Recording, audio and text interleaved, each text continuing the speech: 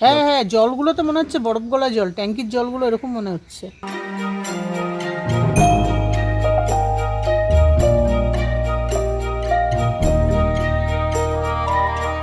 সোমবার মকর সংক্রান্তির সকাল থেকেই কুয়াশার চাদরে মোড়া গোটা জলপাইগুড়ি জেলা। বইছে ঠান্ডা শীতল হাওয়া। কয়েকদিন ধরে জলপাইগুড়ির সর্বনিম্ন তাপমাত্রা 9 থেকে 10 ডিগ্রির আশেপাশে ঘোরাফেরা করছে। ঠান্ডায় জুবুথুবু জলপাইগুড়িবাসী।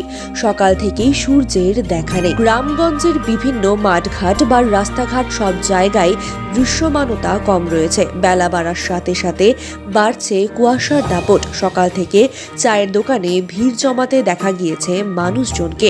সোমবার জলপাইগুড়ির তাপমাত্রা সর্বনিম্ন 11.0 ডিগ্রি সেলসিয়াস।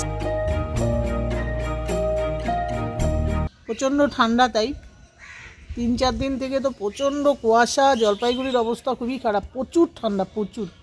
সবসময় আগুনের কাছে থাকতে হচ্ছে। হ্যাঁ হ্যাঁ, জলগুলো তো মনে হচ্ছে বরফ গলা জল, ট্যাঙ্কির জলগুলো এরকম মনে হচ্ছে। হাত পা ঝিনঝিন হয়ে যায় জল ধরলে। পাহাড়ের আবহাওয়ার মতন যে হ্যাঁ পাহাড়ে হ্যাঁ যেরকম হ্যাঁ হ্যাঁ ওয়েদার হ্যাঁ, কুয়াশা পাহাড়ের ওয়েদারের মতনই এখানে ওয়েদারটা। সঙ্গে একটা হাওয়া দিচ্ছে, প্রচণ্ড ঠান্ডা। এখন কি কোথায় আছেন? এখন এই যে আগুন তাপাচ্ছি।